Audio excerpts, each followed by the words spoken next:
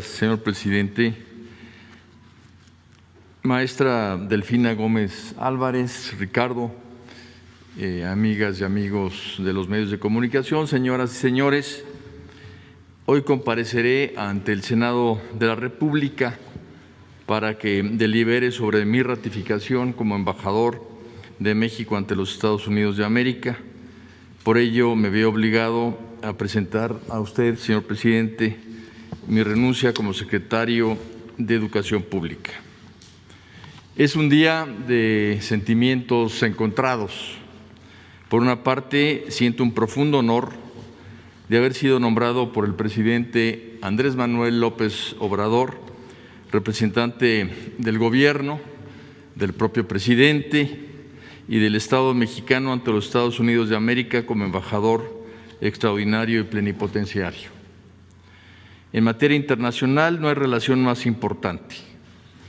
Estados Unidos nos compra 8 de cada 10 exportaciones mexicanas. La producción de los estados americanos del sur, junto con los estados mexicanos de la frontera norte, suman lo equivalente a la cuarta economía mundial. No hay frontera más dinámica en el mundo.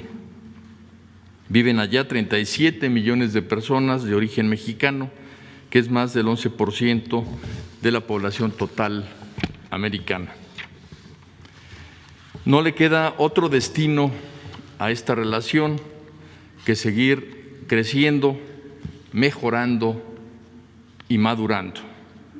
Una colaboración en la soberanía y el respeto.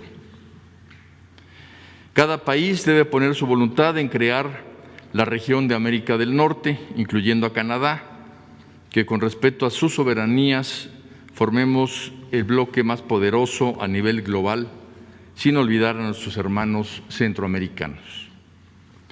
Sepa usted, señor presidente, que seguiré dando lo mejor de mí con honradez, resultados y profundo amor por México. La otra parte de mis sentimientos son de tristeza. Al concluir mis labores en la Secretaría de Educación Pública, me despido de millones de maestras y maestros amigos, de madres y padres de familia con quienes hemos trabajado en estos difíciles momentos y de millones de niñas, niños, adolescentes y jóvenes que son el centro de nuestra atención diaria. Agradezco, señor presidente, haberme dado la oportunidad de coadyuvar junto con usted en importantes avances en materia educativa que logramos con el esfuerzo suyo, de toda la Secretaría de Educación Pública, la Secretaría de Hacienda y Crédito Público, el Gobierno Federal, el Congreso y los Estados de la República. Quiero mencionar muy brevemente 10 de ellos. Primero, se revalorizó a nuestras maestras y maestros que han mostrado ser insustituibles. La revalorización no son palabras. En este año que la SEP cumple 100 años de existencia, usted tomó la decisión de nombrar a la primera maestra como cabeza del sector educativo.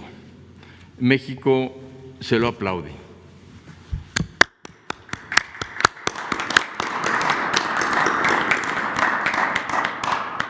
La revalorización se expresa en apoyo tangible al magisterio, como es la basificación de más de 300,000 maestras y maestros, mantener su salario y prestaciones íntegras durante la pandemia, un diálogo personal del presidente con el liderazgo magisterial, su decisión de impulsar el sistema educativo con justicia laboral y respeto magisterial significó contar durante 2 años con ciclos completos, sin un solo día de paro laboral en todo el país, algo que no sucedía desde hace 35 años. Segundo, la pandemia obligó que madres y padres de familia regresaran a atender a sus hijas e hijos en su aprendizaje. La formación del hogar, junto con la escuela, son un equipo inseparable. Ya lo logramos, no lo olvidemos. Tercero, se impulsó la educación personalizada. Muchos docentes afirman que hoy están más cerca de sus alumnas y alumnos que cuando estaban frente a grupo.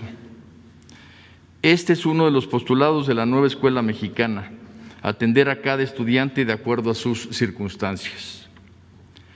Cuarto, tenemos un nuevo artículo tercero constitucional que envió usted, presidente, al Congreso el 12 de diciembre de 2018 y 3 nuevas leyes secundarias, que son el faro que guía la educación nacional, una educación con equidad, de excelencia, inclusiva e integral.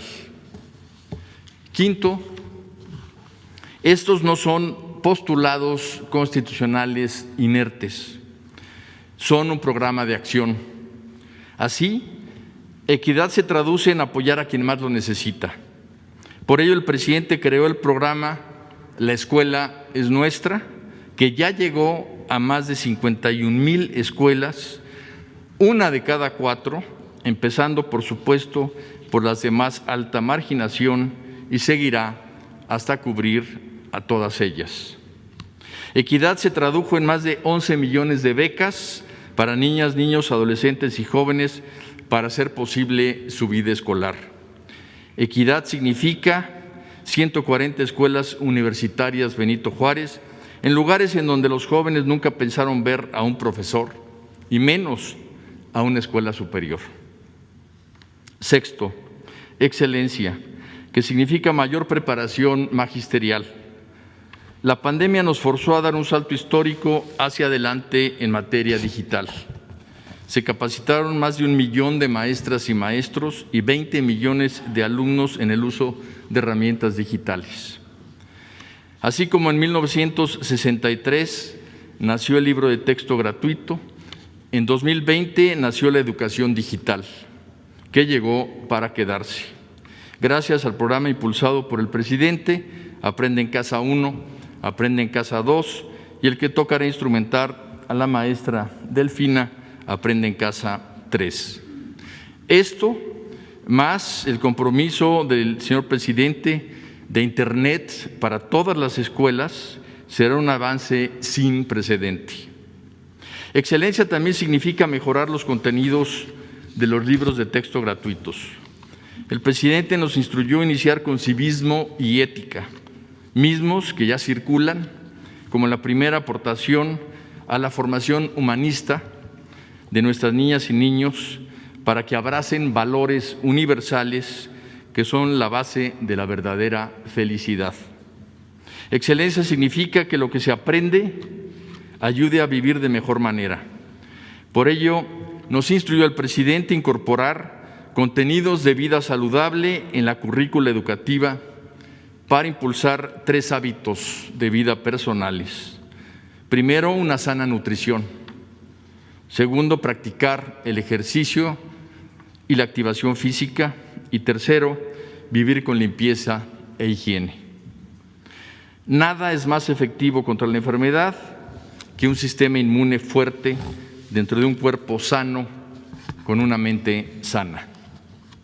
Séptimo, por su parte, la inclusión es abrir el servicio educativo a las comunidades indígenas de todo el país en su propia lengua e incluir a las comunidades afromexicanas tal y como se ha venido haciendo. También incorporar contenidos regionales y locales en planes y programas de estudio y fortalecer la interculturalidad de nuestro país, postulado hoy constitucional. La educación a distancia ha sido aprovechada también por adultos y adultos mayores que han concluido y certificado sus estudios, como José Ortiz, don Pepito, de 104 años de edad, que acaba de concluir sus estudios y se certificó y nos mostró que nunca es tarde para aprender. Inclusión también significa apoyar a las personas con discapacidad de manera especial. Finalmente, inclusión significa enfoque de género en todas las decisiones educativas, como usted lo ha instruido, señor presidente. Octavo, educación integral significa educar para la vida. Por ello, además de fortalecer el aprendizaje de lectoescritura, matemáticas, tecnología y ciencias, se ha incluido en la currícula los valores, el civismo, la ética, las artes, en especial la música, y el desarrollo socioemocional, esto último nunca antes más urgente que ahora. Noveno, la pandemia pudo ser enfrentada en el educativo con la educación a distancia, misma que aunque tiene importantes aportaciones para la mayoría de nuestras alumnas y alumnos, también deja retos que afrontar. Las niñas y los niños no están compartiendo y socializando cotidianamente. La duración de la pandemia ya provoca tensiones en los hogares y urge regresar a clases garantizando la salud. Para este regreso a clases hay un protocolo que permitirá identificar los rezagos para darle prioridad, así como al abandono escolar o los problemas socioemocionales tanto de alumnos como de maestros. El tiempo será el mejor juez de cómo el magisterio salió con todo su compromiso y esfuerzo a evitar que se suspendiera el aprendizaje. Nuestro mayor reconocimiento a las maestras y maestros de México. Ha sido el mayor honor de mi vida encabezarlos durante estos 2 años.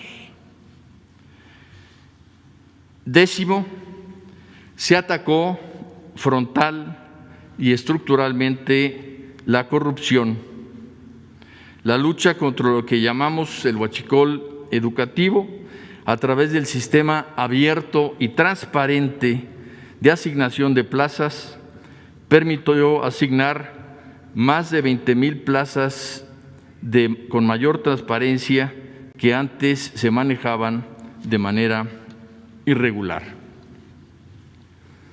Finalmente, señor presidente, señoras y señores, nada será igual después de la pandemia. No podemos seguir descuidando nuestra salud, no podemos seguir agrediendo al medio ambiente, no podemos tolerar la corrupción, la desigualdad y la pobreza.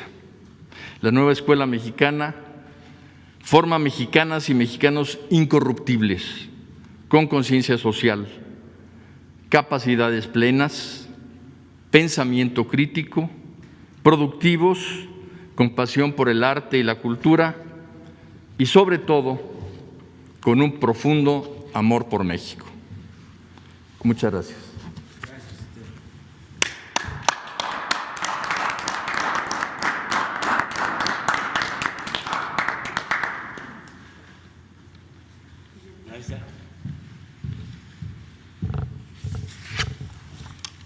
Con su permiso, señor presidente, maestro Esteban Moctezuma, medios que nos acompañan esta mañana, maestro y compañero Ricardo, muy buenos días tengan todos ustedes. Saludo con mucho cariño a quienes son la motivación central de nuestra tarea educativa, a nuestros queridos niños, niñas, adolescentes y jóvenes, así como a mis extraordinarios maestros y maestras, a las madres de familia y padres de familia, así como a los tutores y tutoras, a las autoridades gubernamentales y educativas de los estados, en fin, a cada hombre y cada mujer que día a día a lo largo y ancho del país hacen posible con su esfuerzo y dedicación educar a millones de alumnos en cada región y comunidad de México. Como pueden imaginarse, es un honor asumir la responsabilidad de la Secretaría de Educación Pública. Me llena de orgullo que nuestro presidente pensara en mí para este encargo, porque así lo asumo, no como un cargo político o burocrático. Asumo esta responsabilidad como el encargo más hermoso que puede existir y que es el de coadyuvar en el proceso de educar a millones de personas. Este año efectivamente se cumple el centenario de la Secretaría de Educación Pública y por ella han pasado figuras increíbles como Vasconcelos y Torres Bodet, que marcaron el rumbo de la educación y conformaron la identidad de nuestro pueblo. Pero también en estos 100 años hemos presenciado la burocratización de esta institución. Hemos visto cómo perdía su alma y su esencia. Muchos de nosotros como maestros vivimos o fuimos testigos de abusos, de simulaciones, de desvíos y de negligencias. En suma, de la corrupción en nuestra noble secretaría. Pasamos de figuras notables, pedagogos, filósofos, poetas, verdaderos idealistas, verdaderos funcionarios públicos, a simples burócratas, administradores de una institución sin alma, automatizada y utilizada.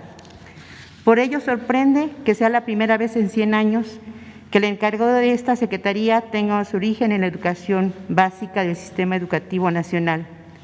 Repito, sorprende que sea la primera vez que una profesora de educación básica asuma la responsabilidad de esta secretaría. A diferencia de muchos, yo no solo estudié los problemas de la educación mexicana, yo no solo leí los diagnósticos o las recomendaciones de algunos especialistas en la materia, yo los viví.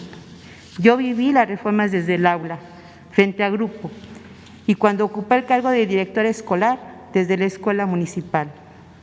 Por ello, al reflexionar si esta experiencia que tengo me hace merecedora de este encargo, me contesto que no. No es esa experiencia solamente lo que me puede hacer ese cargo merecedora, sino que al contrario, me legitima. Me legitima porque me llena de honra que si a ella le sumamos los resultados de otros encargos que he tenido a nivel estatal, municipal y federal, entenderán que no solo puedo asumir este encargo, sino lo haré con legitimidad y honradez, con gran pasión y amor, porque sé que esta gran oportunidad que se está dando al magisterio a través de una servidora permitirá que en administraciones futuras sea un maestro quien ocupe dicho cargo. Hace 2 años inició el cambio de la Secretaría, su limpieza, su despertar, pero hoy ese cambio no solo debe continuar, como lo ha hecho efectivamente el maestro Esteban Moctezuma de manera contundente, sino también deberá adquirir mayor velocidad y profundidad. Y si bien en estos 2 años se aprecian muchos logros tanto legislativos como pedagógicos, así como una administración del gasto responsable, aún queda mucho por atender. No debemos olvidar los abusos de la época neoliberal sobre el sistema educativo nacional. Y no lo debemos olvidar porque ello nos servirá de referencia para todo aquello que no se debe de repetir. No olvidamos, por ejemplo, el abandono de nuestras escuelas públicas, el simular un avance tecnológico con la adquisición de infraestructura millonaria, cuando lo que pedíamos desde los salones de clase era mejorar los sanitarios, pintar los salones, tener los servicios en plenitud y el personal mínimo para garantizar y ofrecer un servicio digno a estudiantes y profesores. No pedíamos lujos, solo pedíamos lo mínimo. La respuesta a esas solicitudes solo fue el silencio y un proceso de privatización, en donde la brecha entre escuela privada y pública cada vez era mayor. No olvidaremos cómo se estigmatizó el trabajo del docente, cómo se nos reprobó en los medios de comunicación a través de una evaluación que, lejos de ser una evaluación, era simplemente una manera de frenar y de tener al magisterio bajo sus manos. Fue una verdadera tragedia lo que hicieron con la imagen del maestro, sin considerar el compromiso, el esfuerzo del maestro, quien a pesar de las limitaciones y deficiencias de su entorno, desempeñaba su función con compromiso, responsabilidad y amor, producto de su vocación, y ofreciendo a los niños y niñas, jóvenes y adolescentes lo mejor de cada uno de ellos. Tampoco olvidamos el abandono de la niñez y la juventud. La supuesta obligatoriedad de la educación no puede estar solo en manos de los maestros, también se requiere de la participación y colaboración de los padres de familia, del gobierno municipal, estatal y federal, así como de la sociedad en general, promoviendo y realizando un trabajo en conjunto. Tampoco olvidamos cómo los contenidos fueron centrándose en las necesidades que el ambiente neoliberal y la globalización exigían. Se perdieron los valores, la conciencia de clase, el humanismo, todo se perdió en favor de una supuesta competencia y productividad. ¿Dónde quedaron los libros de texto, las asignaturas y contenidos que nos formaron como mexicanos. Reconozco los resultados que durante sus poco más de 2 años de trabajo al frente de la Secretaría de Educación Pública entrega hoy el maestro Esteban Moctezuma Barragán. Quiero agradecerle de manera muy personal y reconocer como maestra el esfuerzo que ha hecho. Y también quiero agradecer el haber trabajado coordinadamente durante las últimas semanas, en donde pude tener la oportunidad de tener un primer acercamiento precisamente para garantizar precisamente la entrega ordenada de esta Secretaría. El secretario Moctezuma deja un legado importante que retomaremos para hacer posible que los aprendizajes continúen sin dejar a nadie atrás, ya que el gobierno del presidente Andrés Manuel López Obrador marcó a la inclusión como uno de los ejes de la Cuarta Transformación desde un principio establecido que debemos atender a todos los mexicanos bajo el principio de que por el bien de todos, primero los pobres, en donde él ha hecho acciones tendientes precisamente a lograr ese objetivo. Ya lo mencionaba el maestro Esteban Moctezuma, las becas Benito Juárez, las universidades de bienestar Benito Juárez, la relación que efectivamente cambió en lo que se refiere con el magisterio de México, así como la basificación de docentes. Son logros inobjetables que debemos al impulso que el presidente ha dado al sector educativo mexicano para una educación con equidad y excelencia. Pero así como se han logrado avances significativos, nos esperan metas y nos esperan retos. La pandemia efectivamente llevó al sistema educativo nacional a la necesidad de adaptarse continuamente mientras se avanzaba en la lucha contra el COVID-19.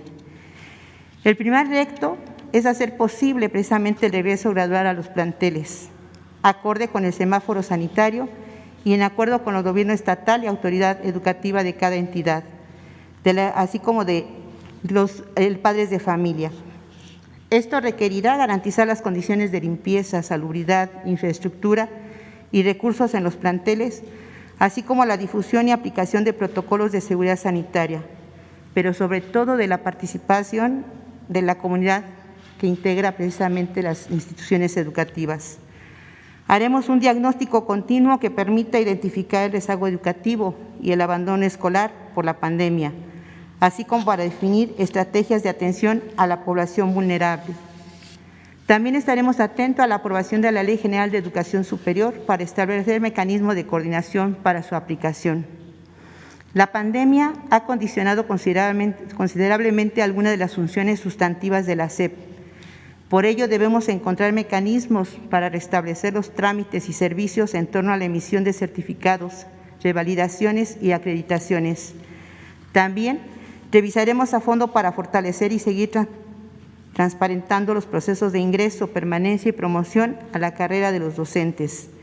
Daremos especial atención e importancia al programa de La Escuela es Nuestra, impulsando la conformación de comités escolares y la dispersión del curso del programa para no precisamente perder esta noble acción y tarea.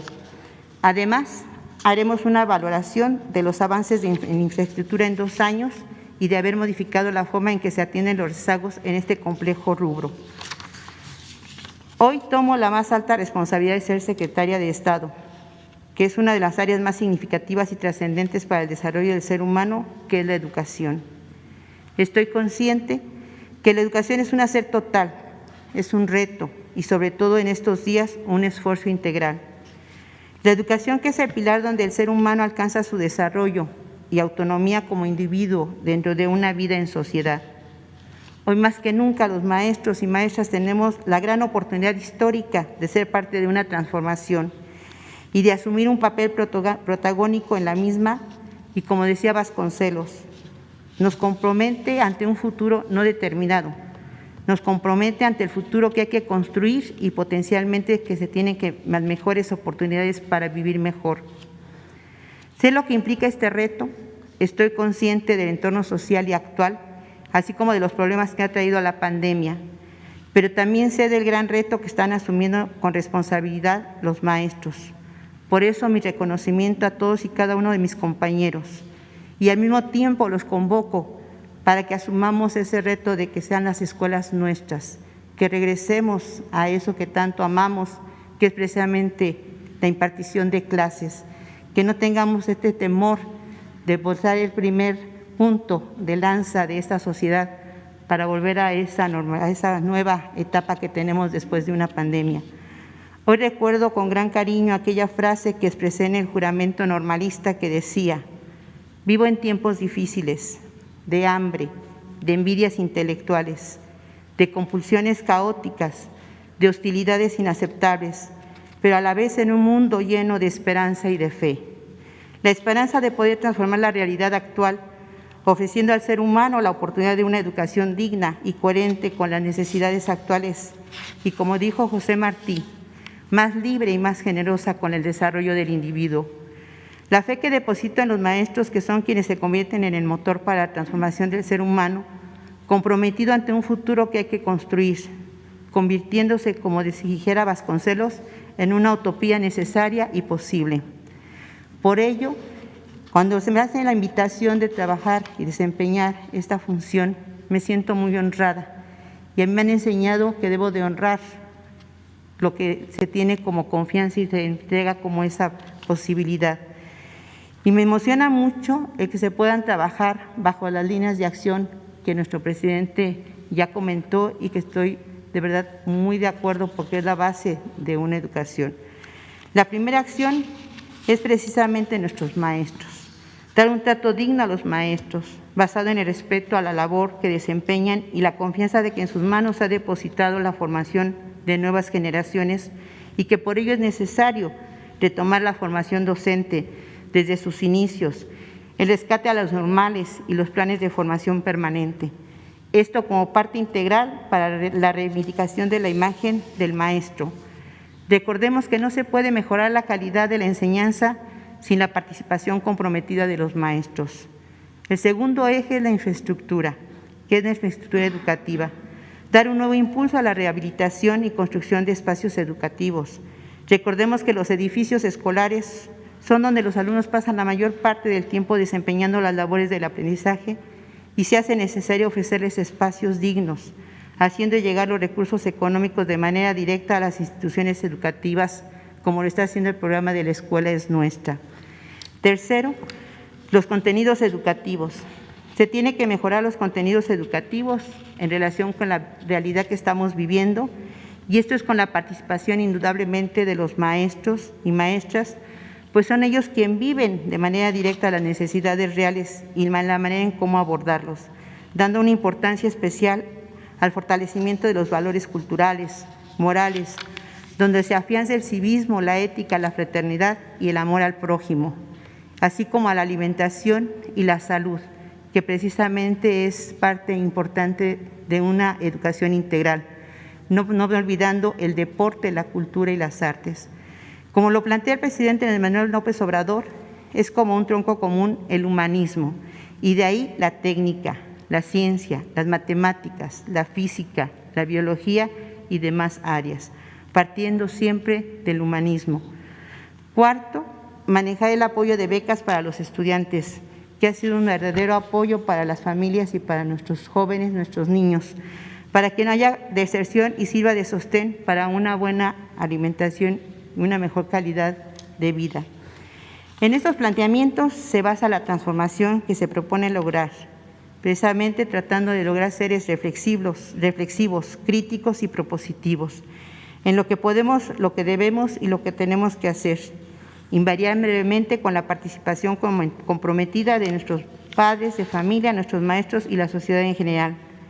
Tampoco podemos perder de vista que es en beneficio de la formación de nuevas generaciones y el logro de una nueva escuela mexicana, democrática, nacional, humanista, equitativa, integral, inclusiva, intercultural y de excelencia, en donde también consideraremos a nuestros pueblos originarios, a nuestras personas con discapacidad, a nuestros deportistas, a nuestros artistas, a nuestros artesanos, porque eso es lo que pretende precisamente la formación de nuevas generaciones, seres humanos ante todo, que sirvan a un país con amor y con dedicación, que es nuestro querido México.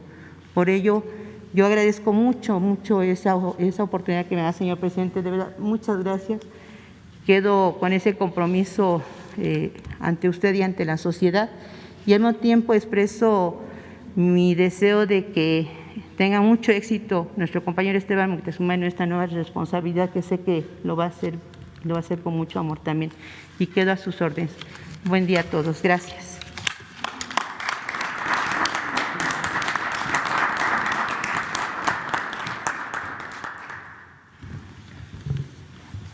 Hay un compromiso con una compañera, no sé si vino. Se quedó en Oaxaca. Bueno, pues entonces abrimos y mañana vamos con ella y luego ustedes tres y luego nos vamos para atrás. Gracias, presidente. Lisbeth Álvarez, de Grupo Político y ZMG Noticias. Saber si hay alguna tentativa para que los niños y las niñas ya regresen a clases, si en algún momento se ha pensado también vacunar a los niños y pues saber cuál es el resumen de esta educación a distancia, si los niños en verdad han estado aprendiendo y qué ha pasado con los niños que siguen sin tener internet, sobre todo en las comunidades lejanas. Gracias. Esteban, antes de te vayas. Muy bien. El programa Aprende en Casa lo hemos estado midiendo con diferentes encuestas y relación que tenemos con las maestras y los maestros. Hemos tenido una práctica de hablar con ellos de manera regular. Incluso la maestra Delfina nos acompañó en el último Zoom que tuvimos con cerca de 7,000 supervisores de todo el país. Son 15,000, o sea que un día tuvimos 7,000 y otro día tuvimos 8,000 para hablar con todos. La respuesta que hemos tenido tanto de madres y padres de familia como de alumnas y alumnos y los propios maestros y maestras es que el aprendizaje se ha llevado a cabo de manera satisfactoria. Se califica con un 8 el programa de Aprende en Casa. Y por otra parte, si ustedes recuerdan, pues Aprende en Casa nació como una respuesta muy rápida a la pandemia, pero era una época en que pensábamos que la pandemia iba a durar menos tiempo. Con Aprende en Casa 1 logramos cerrar el ciclo escolar, ustedes recordarán, 19-20, y cuando se hizo el examen de admisión para media superior, tanto de las instituciones de la propia Secretaría como autónomas, pudimos constatar, por ejemplo, con la UNAM, con el Politécnico, con otras instituciones, que el resultado de los exámenes había sido muy parecido a los años anteriores, o sea, no se había perdido aprendizaje durante Aprende en Casa 1 con respecto, cuando menos en ese caso, con los alumnos de tercero secundaria.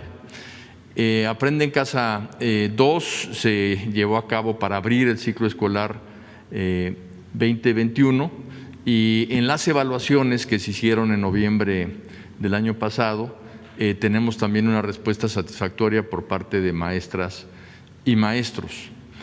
Como ustedes recordarán, el programa se hizo para que tuviera la mayoría de las niñas y niños de México, de los jóvenes, la oportunidad de estudiar.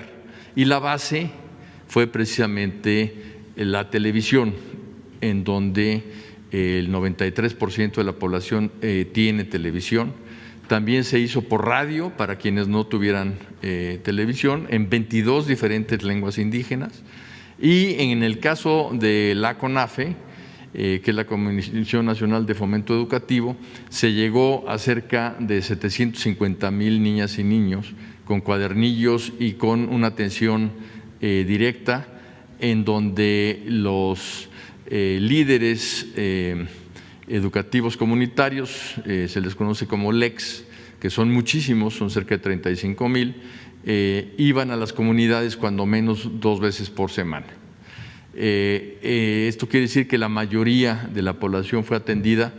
La población que no fue así es la población que tendremos que atender con el protocolo de regreso a clases para precisamente evitar el rezago educativo. Hemos estado viendo con también maestras y maestros el abandono escolar. Es curioso ver cómo las maestras y los maestros, por iniciativa propia, cuando 1 o 2 niños ven que no se conectan a las clases, que no entregan sus trabajos, que no hay relación con ellos, van a buscarlos muchas veces a sus casas para ver qué es lo que está pasando. De manera que aquí hay un compromiso muy fuerte del magisterio para evitar ese abandono. En el protocolo de regreso a clases hay precisamente un mecanismo de emergencia en donde las maestras y los maestros checarán quienes no regresan al salón de clases para ver las causas y poder ver el remedio. Por otra parte, muchísimas niñas y niños gradualmente fueron mudando de televisión a Internet, al grado de que cerca del 60–65% de niñas y niños ya estaban estudiando a través de Internet y no de televisión.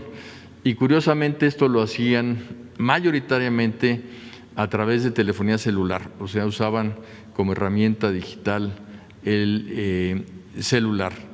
De manera que las cifras que tenemos son cifras que nos hablan de que en esa proporción se ha logrado llegar a las niñas y a los niños al aprendizaje y a la participación de padres y madres de familia en este aprendizaje. En cuanto al regreso a clases, ya hay muchas escuelas en el país que ya regresaron a clases y que han aplicado el programa de crear en la escuela un centro de aprendizaje comunitario.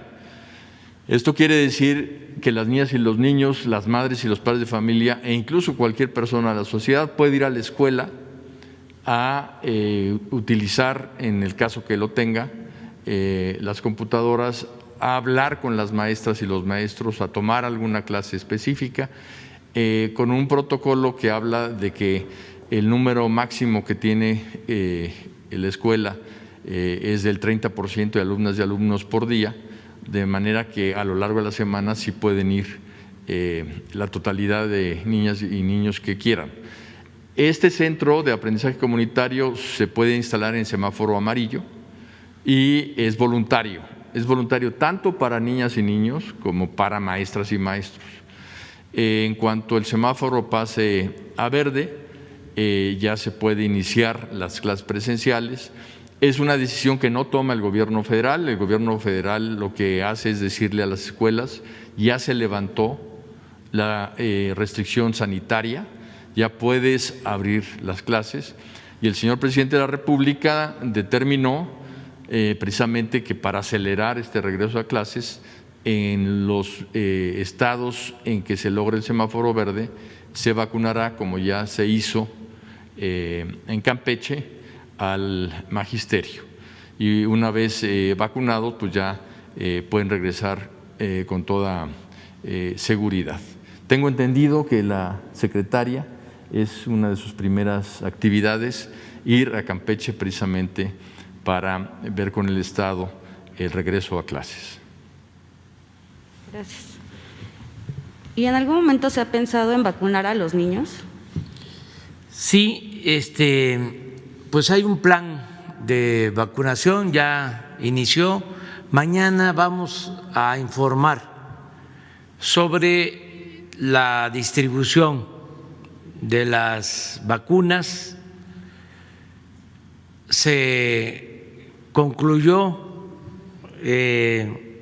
esta distribución con un porcentaje considerable, bueno, de entregas de vacunas a 333 municipios. Por el mal tiempo, se está por concluir al 100%, porque quedaron algunos municipios pendientes en Coahuila, en Chihuahua, en Durango, en Nuevo León. Hoy nos informó el secretario de la Defensa, se llegó a el 95% de la meta de los 333 municipios. Y el día de hoy y mañana se va a concluir toda la entrega de las vacunas.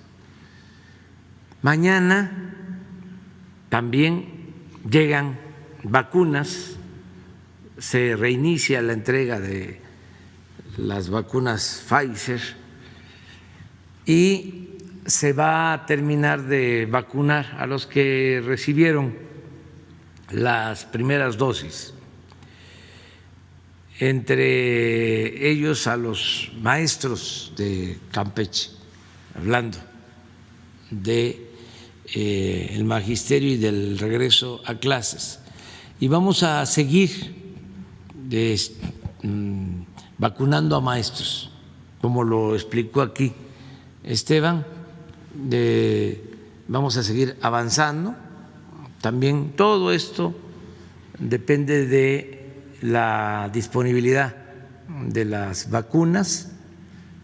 Ya lo he dicho varias veces, lo repito, desde hace 6 meses o más iniciamos acuerdos con farmacéuticas, con países, ya hay contratos de compra de vacunas, ya se dispone de los recursos, he hablado de 32,000 millones de pesos que tenemos destinados para las vacunas, ya hemos entregado anticipos, pero van a ir llegando poco a poco las vacunas. Ya comenzamos el plan de vacunación a partir de hoy y ya no vamos a detenerlo. Vamos hacia adelante a vacunar a todo el pueblo con las prioridades que se fijaron. Primero, el personal médico, enfermeras, médicos, trabajadores de la salud de hospitales COVID, que ya estamos por terminar de vacunarlos.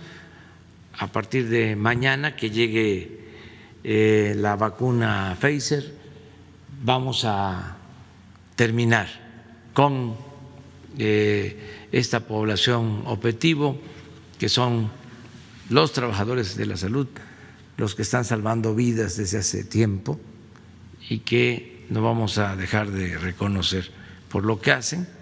Y hemos tomado la decisión de que el segundo grupo a atender sean los adultos mayores de 60 años hacia adelante.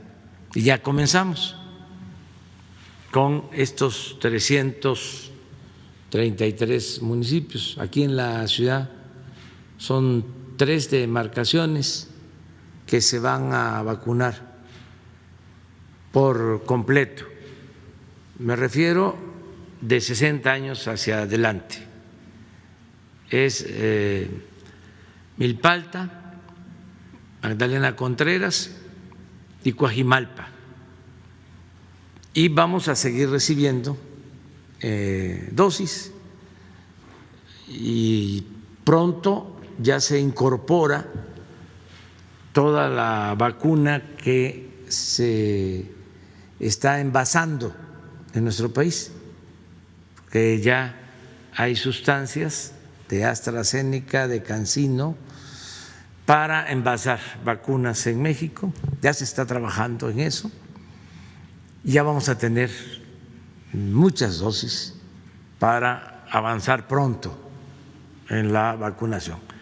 Terminando Campeche de vacunar a los maestros, hay que llegar a un acuerdo con ellos, no imponer nada por la fuerza, todo por la razón y el derecho, hablar con las autoridades de Campeche, con los presidentes municipales, con el gobernador, para el reinicio a clases en Campeche, ya que estén todos los maestros, todo el personal educativo vacunado y también los adultos mayores, en el caso de Campeche. Y así ir avanzando en estados para que se regrese a clases de manera presencial. Sí, y en ese sentido, pues varios adultos mayores, sobre todo en las comunidades, en Oaxaca, por ejemplo, no se quieren vacunar y piensan que a la hora de no vacunarse, bueno, que no van a recibir este presupuesto que el gobierno les da. ¿Qué decirles a estas personas? Bueno, que es voluntario, todo. Repito, nada por la fuerza, todo por la razón y el derecho. Convencer, persuadir, informar, orientar, concientizar, no imponer nada, decirle a los adultos mayores del país que es importante que se vacunen y que no hay riesgos, que pues todos fuimos vacunados, los mayores, porque se avanzó mucho, sobre todo en los años 60 del siglo pasado, desde finales de los años 50, 60. Entonces nos vacunaron desde niños. Los adultos mayores, pues muchos fueron ya vacunados, ya saben, se acuerdan de las reacciones que provocan a veces las vacunas, pero es lo mismo de antes. Está demostrado que estas vacunas no son un peligro, no hay riesgo. Si acaso alguna reacción menor, y que tengan confianza, porque se les protege. Y es muy importante que se vacunen todos los adultos mayores. Y hay mucha desinformación,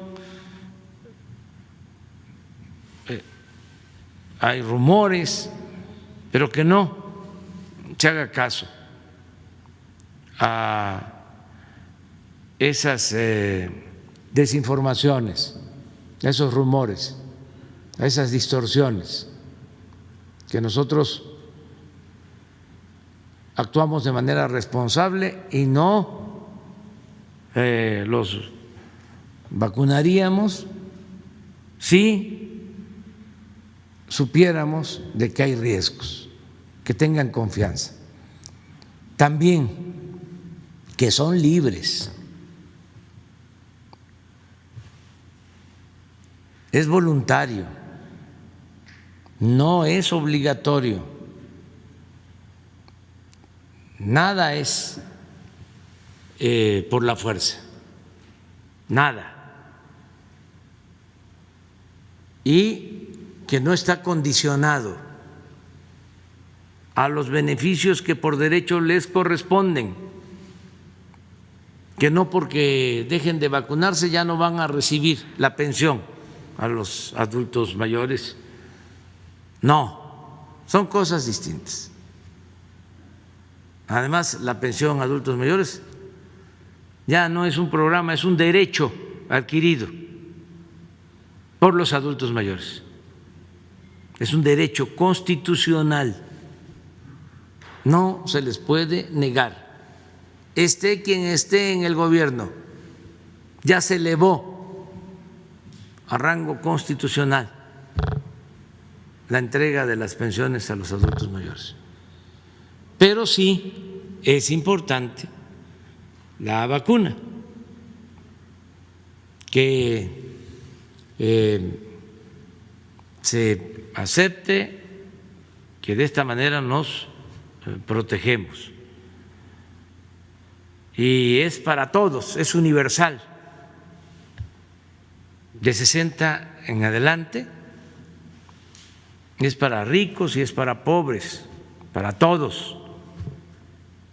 Ahora que van a vacunar en Magdalena Contreras, pues ahí hay mucha gente humilde, trabajadores, como en todo el país, colonias populares, pueblos, y también hay fraccionamientos, unidades habitacionales de clase media y también de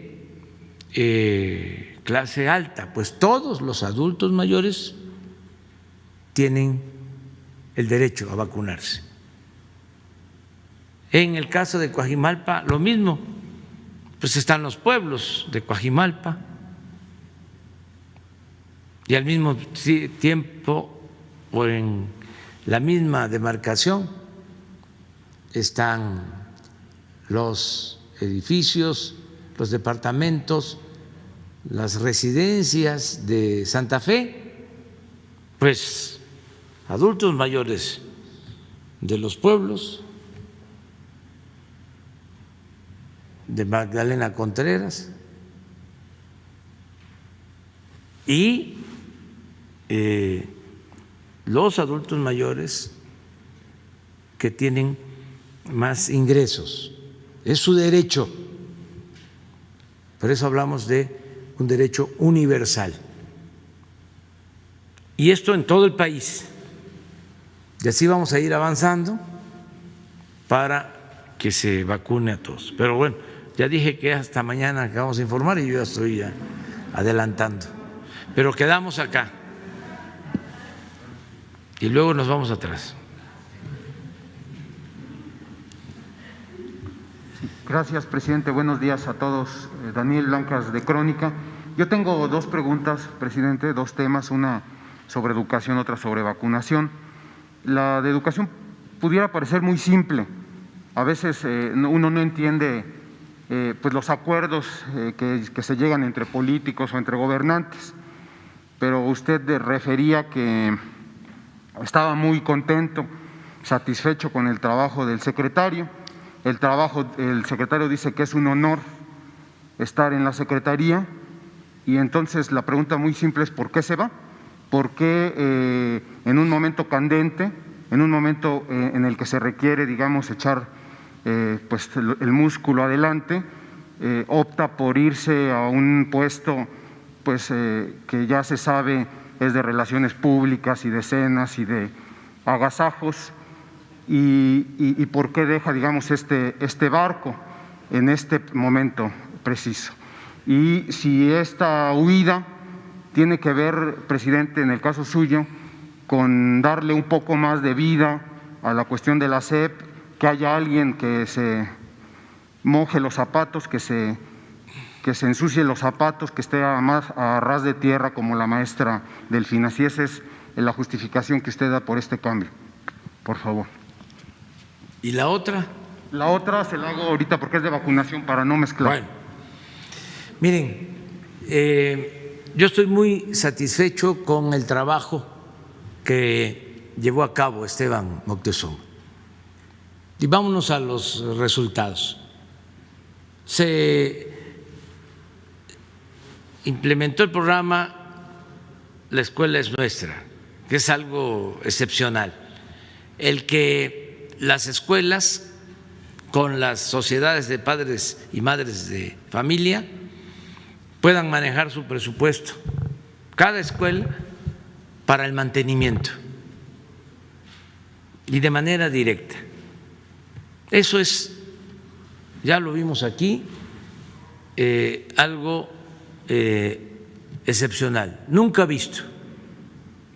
¿Cómo era antes? Pues era a través de las oficinas o dependencias del gobierno federal, de los gobiernos estatales, hasta los municipios, y no llegaba o llegaba muy poco el recurso. Ahora es una orden de pago, se entrega el dinero, el presupuesto, directo a la sociedad de madres o de padres de familia de cada escuela. Y el comité de esa escuela, de madres, de padres de familia, decide qué hacer con el dinero. Lo que decía aquí la maestra Delfina, a ver, los baños. ¿Sí? Nos decían en Sinaloa, hay mucho calor, necesitamos aire acondicionado en los salones. Para eso vamos a utilizar, porque los niños sufren mucho con el calor. Necesitamos agua para los baños, porque no hay en las escuelas. Necesitamos mejorar los techos, necesitamos pintar las aulas, arreglarlas. Bueno, eso es realmente un avance y eso se inicia con Esteban. Con Esteban se manejan los programas de becas que no tienen precedente. Nunca se habían entregado tantas becas a estudiantes como ahora. Nunca en la historia del país. Casi 11 millones de becas, desde preescolar hasta nivel de posgrado. Solo en el nivel medio superior, pues son todos los que estudian en escuelas públicas, en bachilleres. Más de 4 millones de estudiantes tienen sus becas. Eso también tuvo que ver con Esteban. Y algo que fue muy importante y que pues los dos saben de la profundidad de su sindicato nacional, que por cierto han actuado con mucha responsabilidad los dirigentes, sino con la coordinadora, con la CENTE, que es un movimiento democrático, un movimiento de verdad en defensa de la educación pública y en defensa de los derechos de los trabajadores. Bueno, nos reuníamos y nos vamos a seguir reuniendo una vez que pase la pandemia, periódicamente a tratar asuntos, mesas de diálogo para resolver problemas con el CENTE, con la CENTE. Pues ahí, Esteban, pendiente. El resultado, lo que aquí se mencionó, vamos a decir de que el año pasado y hasta ahora, pues las escuelas están cerradas por la pandemia, pero el primer año no hubo suspensión de clases, como no había sucedido mucho tiempo, y así va a continuar la relación con los maestros, atendiéndolos, escuchándolos, respetándolos. Entonces, todo eso hizo Esteban. ¿Por qué el cambio entonces, como tú lo planteas? Porque también nos interesa mucho una buena representación de México en Estados Unidos de América. Estratégica esa relación, por la vecindad, por geopolítica. Decía un presidente, o se le atribuye a Porfirio Díaz la frase según la cual pobre México, tan lejos de Dios y tan cerca de Estados Unidos. Yo diría ahora, bendito México, tan cerca de Dios y no tan lejos de Estados Unidos.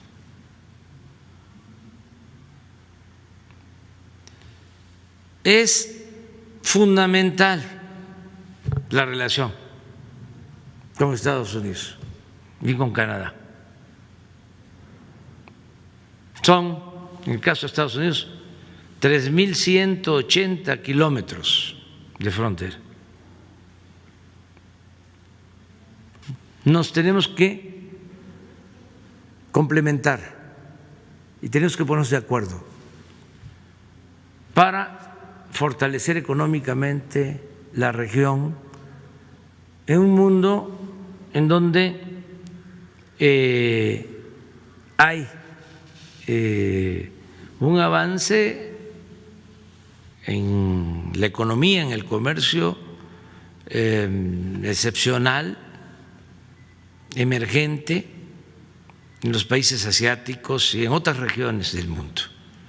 Nosotros tenemos que consolidar el desarrollo en América del Norte, en América Central, en América del Sur, en nuestra América, y mantener buenas relaciones con Estados Unidos. Entonces necesitamos un buen embajador. ¿Y usted considera que Esteban lo sea? Sí, muy bueno. ¿O es el idóneo? ¿O es el idóneo? ¿Usted considera que él es el idóneo? Sí, de primera. Nos interesa mucho esa relación y necesitamos una persona como Esteban. Quiero aprovechar también para agradecer el trabajo muy bueno realizado por la embajadora Marta Bárcena, que deja. Acabo de firmar su nombramiento como embajadora de excelencia a Marta Bárcena, que estuvo haciendo muy buen trabajo en este tiempo, pero ella ya lleva mucho tiempo en el servicio exterior, se le hace este reconocimiento y está preparando su retiro, su jubilación en la Secretaría de Relaciones Exteriores. Entonces, por eso es el cambio. La maestra Delfina, pues, ¿qué les puedo decir? Es maestra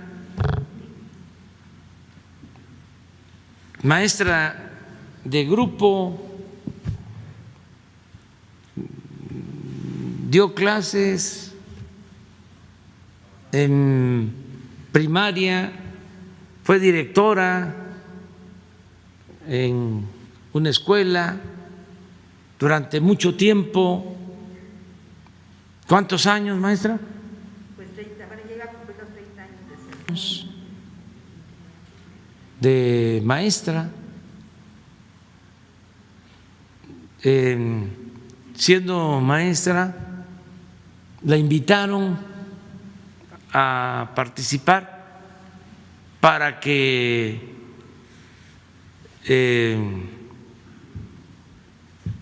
representara a un partido como candidata a presidenta municipal de Texcoco. Y ella estaba como directora de una escuela en Texcoco y aceptó. Y claro que ganó, porque pues le ha dado clases a muchos de Texcoco. Entonces ganó y dejó la actividad educativa y luego volvió a ganar y volvió a ganar y nunca ha perdido. y ahora regresa a la educación.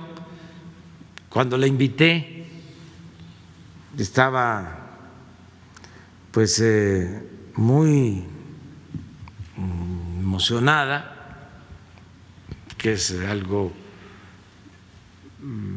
extraordinario, muy trascendente para una maestra, llegar a ser secretario de Educación.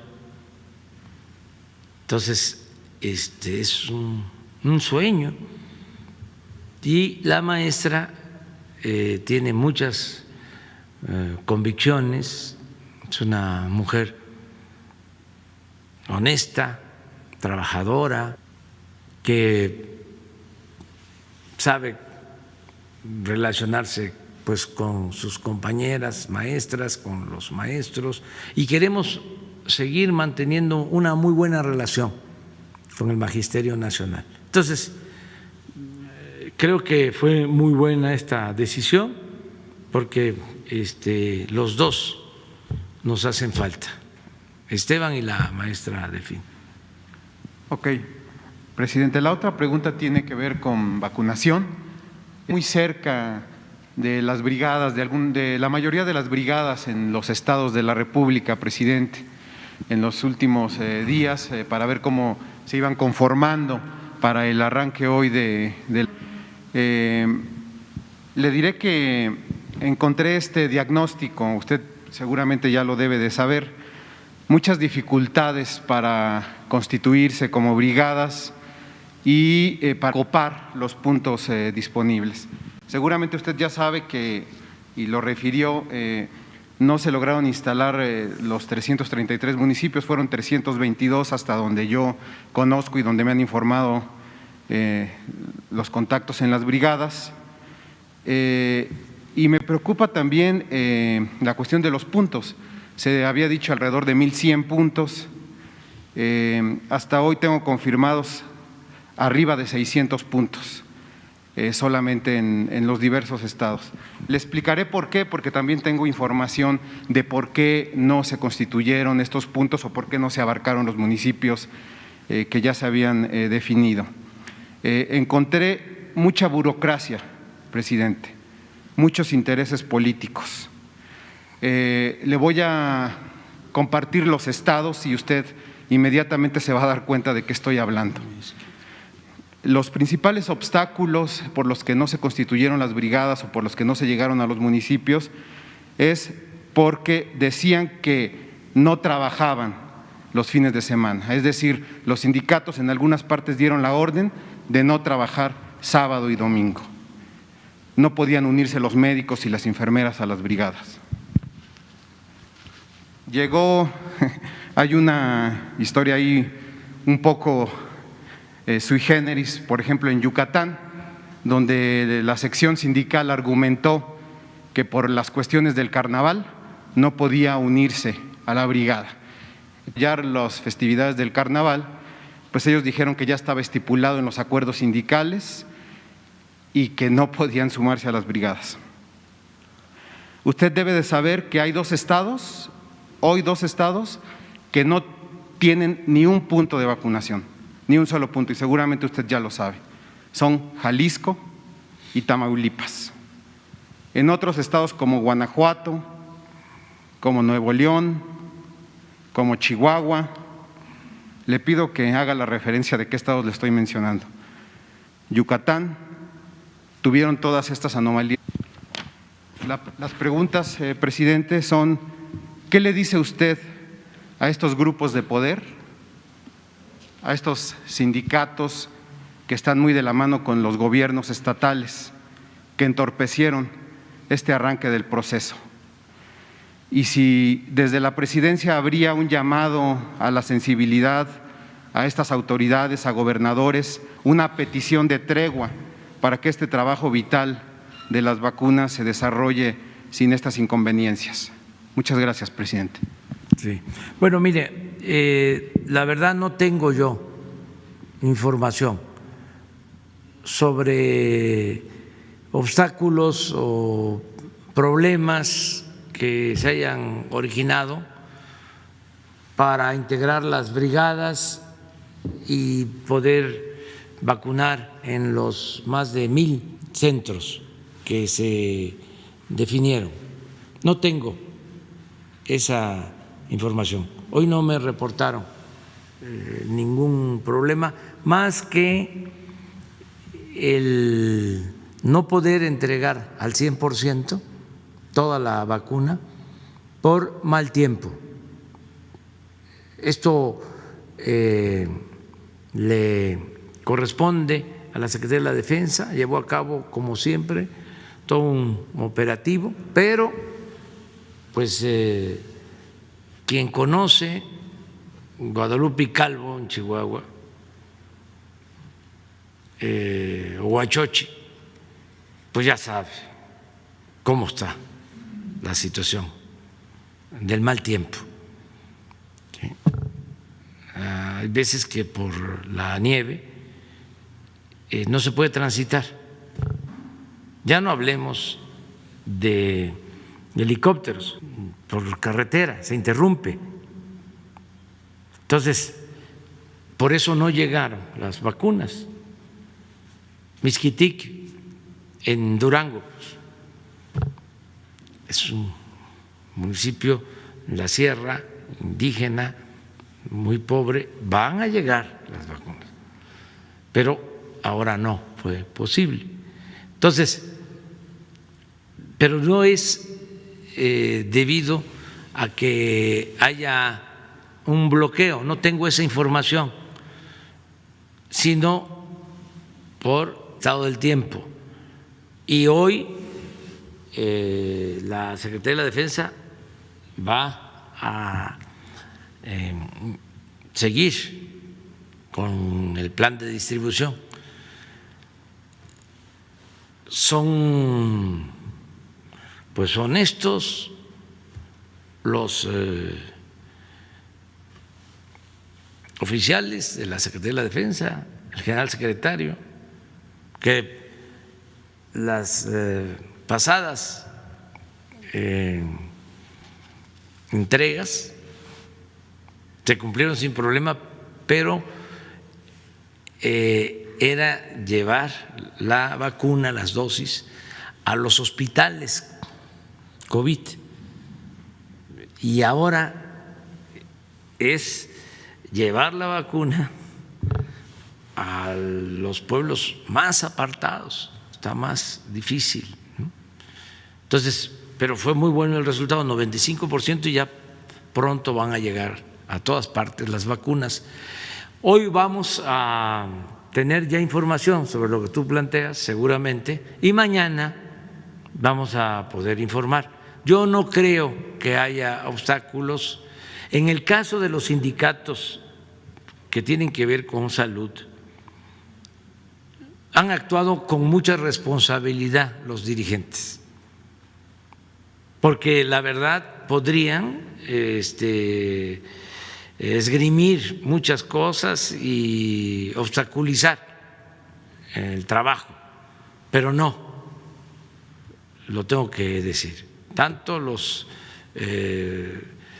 representantes sindicales de la Secretaría de Salud como del ISSSTE, del Seguro Social, han estado ayudando en general, no ha habido problemas.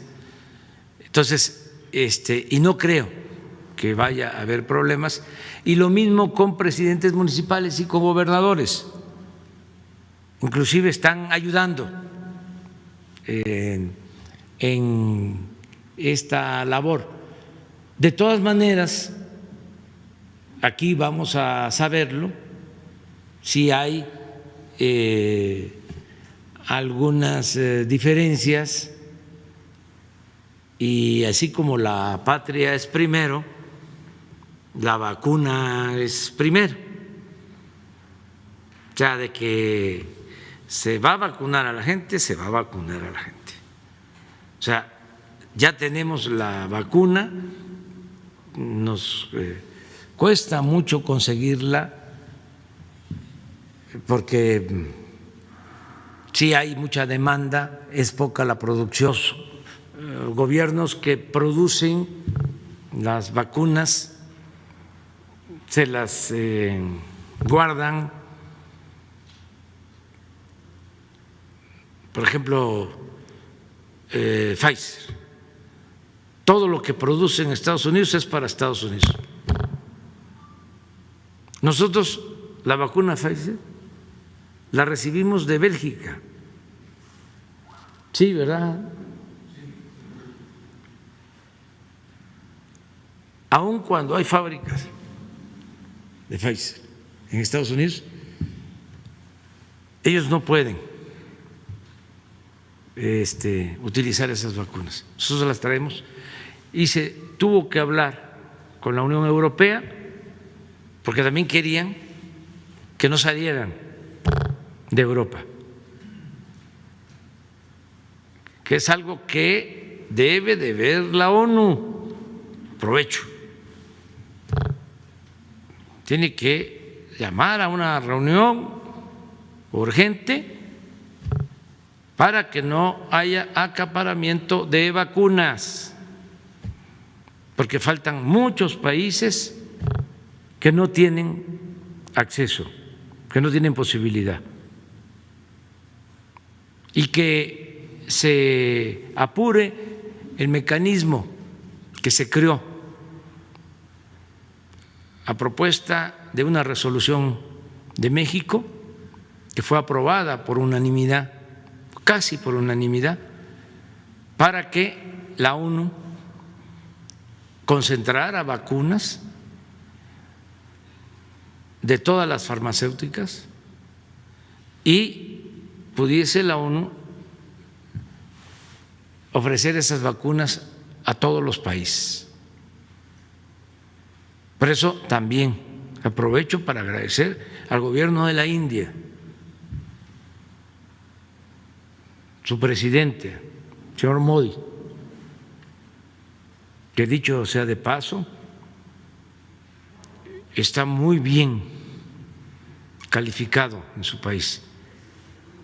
Hacen encuestas de algunos países y él es el que nos gana en reconocimiento de su pueblo. Ahora también tienen nuestro reconocimiento, nuestro agradecimiento, porque también ellos pues son 1.300 millones de habitantes. Es el segundo país en población en el mundo, después de China. Y está creciendo la población en la India y muy pronto es posible que rebase en población a China. Entonces, de este país nos llegan estas vacunas, las de ayer, AstraZeneca, porque la India tiene bastante desarrollo en todo lo farmacéutico. Producen ellos medicamentos y vacunas. De todas formas, tienen ellos un mecanismo para privilegiar a su población, ahora que lo necesitan.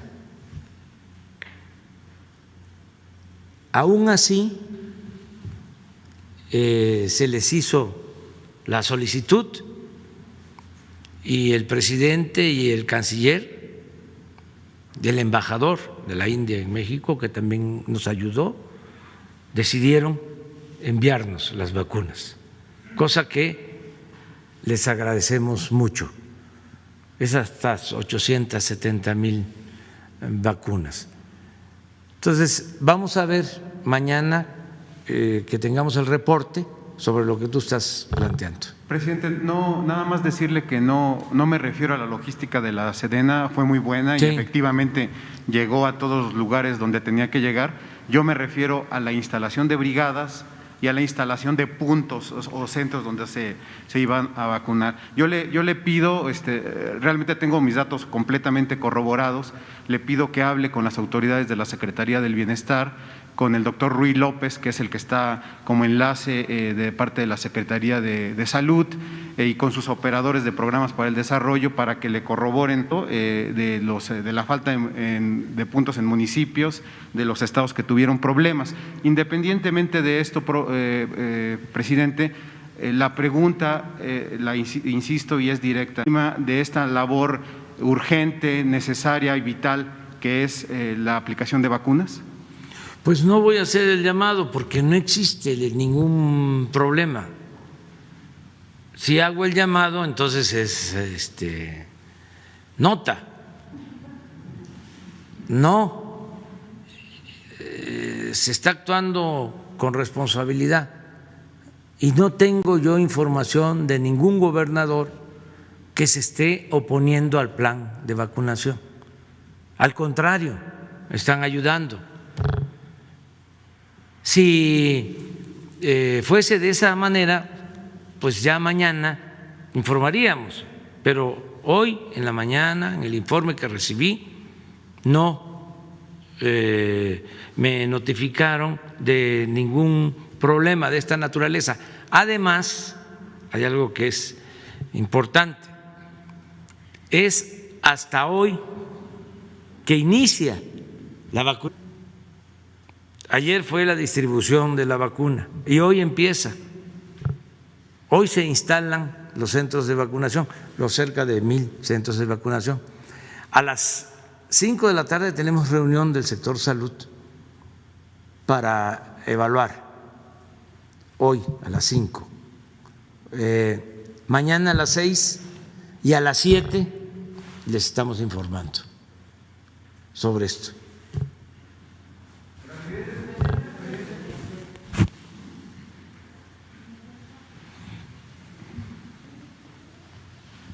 Sí, buenos días, señor presidente. Felipe Fierro, de tiempo.com.mx y Pares. Ahorita, señor presidente, se vive un fuerte apagón en el norte del país. Los estados más afectados hasta ahorita son Chihuahua y Nuevo León. El pasado sábado, el Centro Nacional emitió un comunicado en el que señala que el Sistema Eléctrico Nacional se declara en estado de alerta por la tormenta invernal. Y aquí está lo importante, una posible indisponibilidad de las unidades centrales eléctricas a base de gas natural declarada por las empresas productivas, subsidiarias. Las preguntas son, ¿cuál es la situación actual de qué les dice a los usuarios principalmente afectados por los servicios ahorita que están cancelados? Si advierte usted que hay un boicot ya de empresas energéticas privadas derivadas de del intento del cambio que viene en la ley, básicamente, señor presidente. Sí, hay apagón en Nuevo León, Coahuila, Tamaulipas y Chihuahua. Es por la tormenta invernal. Por el mal tiempo. Ya están trabajando los técnicos de la Comisión Federal y vamos a estar informando en el transcurso del día para que se restablezca. Se informa que se está afectando a 400,000 usuarios ahora, pero ya desde la madrugada están trabajando de la Secretaría de Energía, que fueron los que me informaron, la Secretaria de Energía y el director de la Comisión Federal de Electricidad. Entonces, vamos a informar. Tiene que ver con el temporal. Sí. Hay una relación porque la temporada invernal en Estados Unidos ha llevado a que se afecten algunas líneas e instalaciones de gas y también al aumento en el precio. Pero ya nosotros estamos tomando medidas desde hace una semana estamos trabajando en este tema para sustituir, si se necesita, si se requiere, las fuentes de combustibles. ¿Descarta un boicot de las empresas?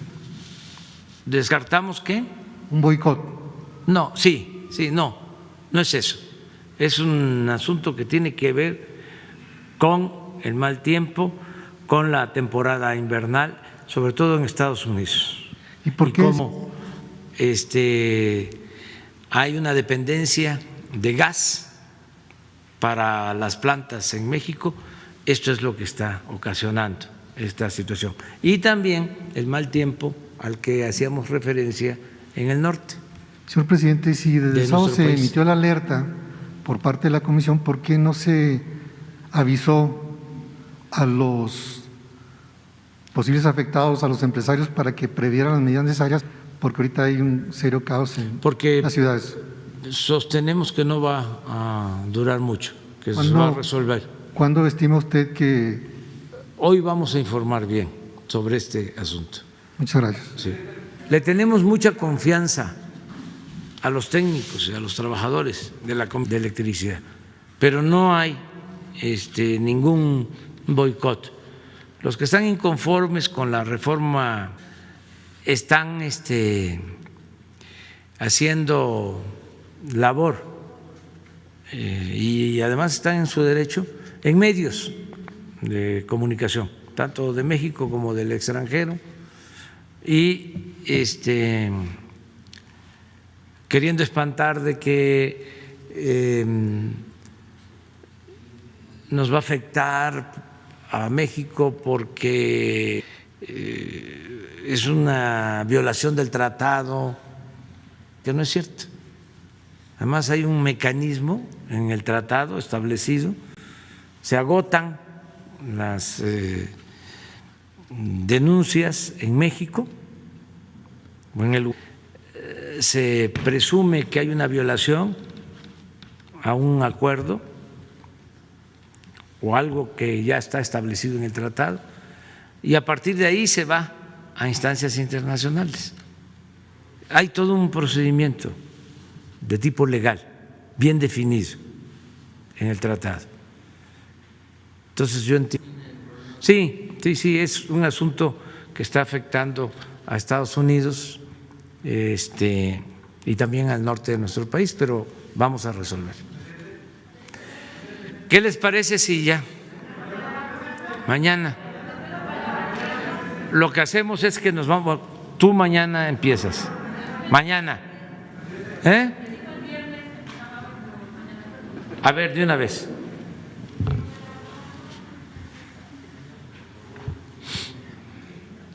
Bueno, buenos días, señor presidente. Eliret Fernández, de Noticias del Movimiento Conciencia, colaboradora del canal de YouTube LP Libertad de Prensa y del programa radiofónico Iztaccíhuatl en el Sendero de la Luna. Buenos días a todos los presentes. La pregunta que a continuación le haré viene de la preocupación de la máxima autoridad internacional en derechos de la infancia, el Comité de los Derechos del Niño de la Organización de las Naciones Unidas. Un tema que nos concierne a todos al tratarse de lo más valioso que tenemos, nuestra niñez. El 21 de septiembre de 1990, México ratificó la Convención de los Derechos del Niño de las Naciones Unidas. La Convención es el primer tratado internacionalmente adoptado para garantizar los derechos de los niños y niñas y fue aprobada como Tratado Internacional de Derechos Humanos. Es el tratado más ratificado de la historia de la fecha, son 196 estados que lo han ratificado, mismos que se han comprometido a cumplir una serie de normas y obligaciones irrevocables para proteger y asegurar los derechos de los niños.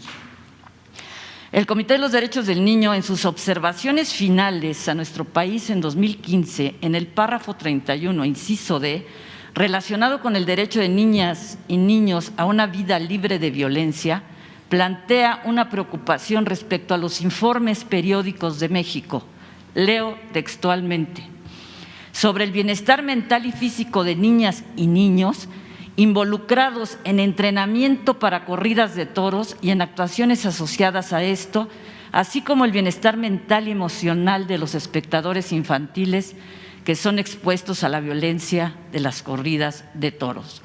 Frente a esa preocupación, el comité hizo el siguiente pronunciamiento y le instó a México a, leo textualmente, adoptar medidas para hacer cumplir la prohibición en lo relacionado a la participación de niñas y niños en el entrenamiento y actuaciones de corridas de toros como una de las peores infantil y tomar medidas para proteger a niñas y niños en su capacidad de espectadores, creando conciencia sobre la violencia física y mental asociadas con las corridas de toros y el impacto de estas en los niños y niñas. Señor presidente, frente a lo antes expuesto y teniendo en cuenta que los derechos de las niñas, los niños y los adolescentes no son negociables y son irrenunciables, quiero decir, no se consultan, y considerando que el Estado velará y cumplirá con el principio de interés superior de la niñez que prevalece sobre cualquier otro principio, como lo marca nuestra Constitución, la pregunta es: ¿en su gobierno se hará lo pertinente para garantizar el cumplimiento de las recomendaciones del Comité de los Derechos del Niño de las Naciones Unidas para que niñas y niños y adolescentes no experimenten ningún tipo de violencia, en este caso específico que nos ocupa el día de hoy, para que proteja a su infancia de los daños y perjuicios que les ocasiona asistir a corridas de toros, según lo afirma el Comité de los Derechos del Niño, o seguirá siendo ignorada su recomendación? Y si me permite otra pregunta. Bueno, acerca de esto le vamos a pedir a la secretaria de Gobernación, Olga Sánchez Cordero, y a Alejandro Encinas, subsecretario, que dé respuesta a la recomendación y que, si lo consideran justo, legal, se cumpla la recomendación. O sea, que ellos atiendan este asunto ahora mismo, o sea, hoy mismo te van a atender. Gracias, señor presidente. Y otra pregunta que creo que también es muy importante. Con fecha 10 de enero del presente año, el poeta activista ambiental de México ante la UNESCO, presidente del Grupo de los 100, Homero Aridgis, así como otros reconocidos intelectuales, entre ellos diversos miembros de la Red de Artistas e Intelectuales por la Abolición de la Tauromaquia, enviaron una carta a la licenciada Marta Delgado, subsecretaria de Asuntos Multilaterales y Derechos Humanos de la Secretaría de Relaciones Exteriores, con copia para la maestra María Luisa Albores González, secretaria de Medio Ambiente y Recursos Naturales. En dicha misiva le piden su apoyo para que en su gobierno, señor presidente, se tomen las acciones inmediatas para salvar a la vaquita marina, que como sabemos está en inminente peligro de extinción debido a la presencia de las redes ilegales que continúan en el Alto Golfo de California, donde habita. Para que la vaquita marina perviva depende al 100% de México. Si no se actúa hoy, ayer, aunque este sea un problema que viene de mucho, mucho tiempo atrás, desafortunadamente será durante su gobierno, el gobierno de la Cuarta Transformación, cuando esta entrañable marsopa endémica de México desaparezca de la faz de la tierra. En consecuencia, la mirada del mundo ambientalista está puesta sobre nuestro país con la esperanza de que usted, señor presidente, instruya a las instancias correspondientes y se tomen las medidas necesarias para garantizar la sobrevivencia de este cetáceo, el más pequeño, peculiar y gracioso de todos los mares del planeta. Quizá todavía estemos a tiempo. ¿Alguna respuesta para el señor Homero Aridgis y los intelectuales que se suscribieron a dicha misiva solicitando salvar a la vaquita marina? Que estamos trabajando en eso. Han estado en los últimos 3 meses, cuando menos en 3 ocasiones, en el Alto Golfo de California, para ver este tema, este asunto. tanto la secretaria de Medio Ambiente como el secretario de Marina. Y voy a pedirles que ellos informen de lo que se está llevando a cabo para la protección del medio ambiente. Al terminar la rueda de prensa… Subrayar eso, en 3 meses, en 3 ocasiones, y no solo eso, sino que la Secretaría de Marina ha estado protegiendo a organizaciones no gubernamentales, ambientalistas, de agresiones en esa zona. Inclusive recibiendo agresiones la Secretaría de Marina de pescadores y de otras gentes que actúan en esa región, pero sí estamos trabajando. Y bueno, al terminar la rueda de prensa, señor presidente, le dejo con Jesús Ramírez la carta solicitud impresa donde podrá conocer con más detalles la denuncia, los señalamientos y las sugerencias en relación con la vaquita marina. Asimismo, se la haré llegar a la diputada Leticia Varela. La diputada Leticia Varela, con altura miras, se ha comprometido con el tema de los derechos animales que nos afecta a todos como sociedad. Por último, señor presidente, y si me permite, aprovechando este foro, el poeta Homero Aridgis, la escritora Elena Poniatowska, el músico Horacio Franco y demás miembros de la red de artistas e intelectuales por la abolición de la tauromaquia felicitan al gobernador de Sinaloa, Quirino Ordaz Coppel, por la reciente prohibición en su estado de los espectáculos violentos y anacrónicos como son las corridas de toros. Estará de acuerdo, señor presidente, que toda acción que coadyuve a la erradicación de cualquier forma de violencia es digna de reconocimiento. Esperamos la pronta publicación de las reformas aprobadas a la Ley de Protección Animal en la Gaceta Oficial del Estado de Sinaloa. Es todo, señor presidente. Muchas gracias. Muy bien. Incluso que por escrito María Luisa Albores dé respuesta sobre lo que estamos haciendo allá en el Mar de Favor. Muy bien, nos vemos mañana, ¿les parece? Mañana, se apuntan. Mañana va a ser salud, pero da tiempo, siempre hay tiempo.